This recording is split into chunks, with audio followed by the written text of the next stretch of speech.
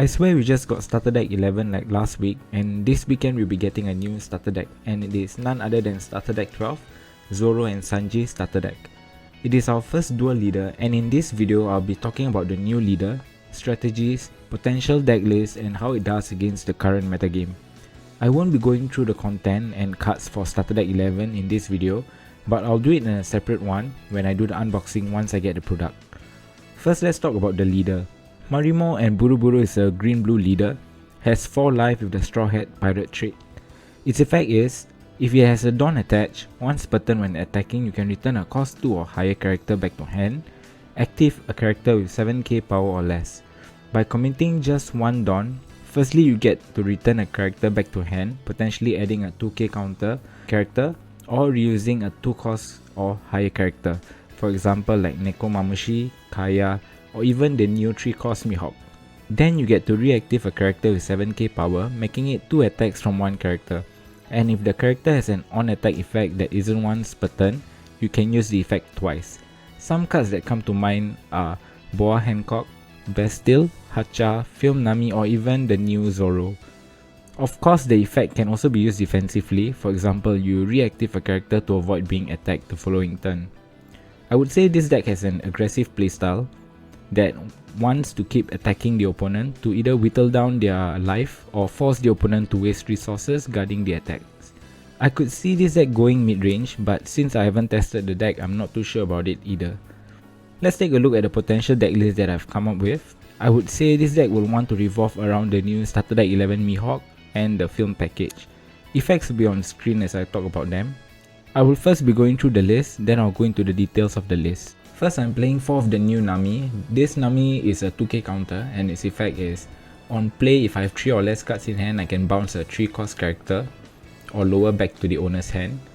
So it's there mainly for the 2k counter, but in the event you can play this down and bounce something, you can always reuse it by using the leader's effect to bounce Nami back to hand. Next, we are playing Nekomamushi. Its effect is, on play, you can rest a character with 3 costs or less. And similar to what I shared about Nami, I can reuse Nekomamushi by bouncing it back to hand using the leader's effect and then reusing it again. Also for this Nami slot, you can easily change it into Izo, which is also a 2k counter with a similar effect to Nekomamushi. Next, we are playing 4 Chopper, which is a standard 2k counter in film package. Next, we are playing 4 Loss, which I will share more about this combo later on.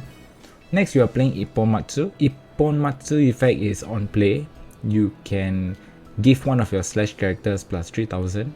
So this is a secret spice mainly because most of our cards here have the slash attribute. Next, we are playing 4 Film Nami.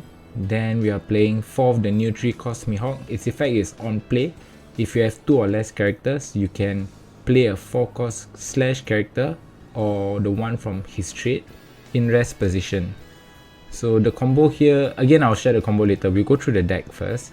Next, we are playing 4 Brooks, 4 Film Zoro, and then 4 of the new Zoro from the starter deck.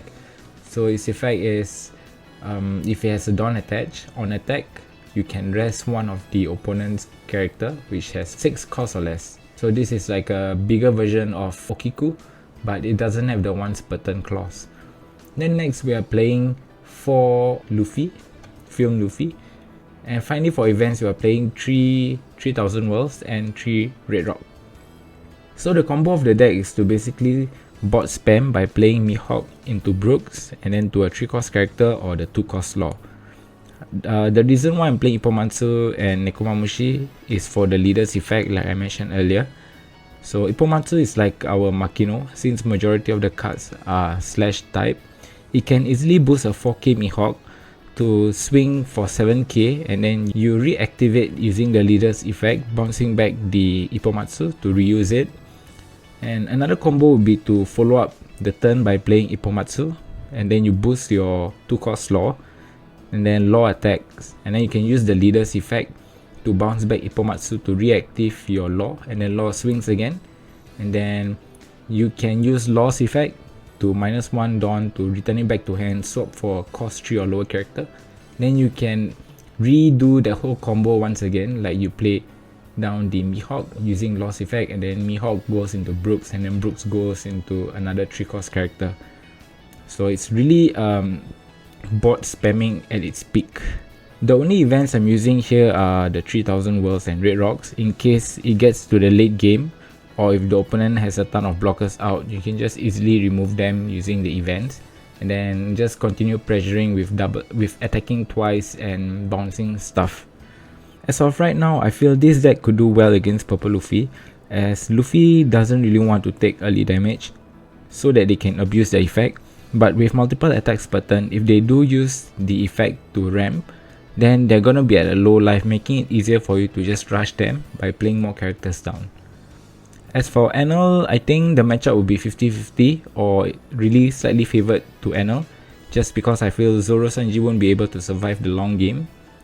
And lastly, for Sakazuki, I strongly feel it will be unfavourable, mainly because they have access to removal cards including Rob Lucci, 3000 Worlds, and also this event that I forgot, because most of her characters are quite of a low cost, so it's easy to remove them. Overall, I strongly feel this deck has a strong tier 1.5 potential, and with OP06 featuring Sanji and Zoro as the secret rare, I'm pretty sure this deck will receive more support eventually, making it into a tier 1 deck.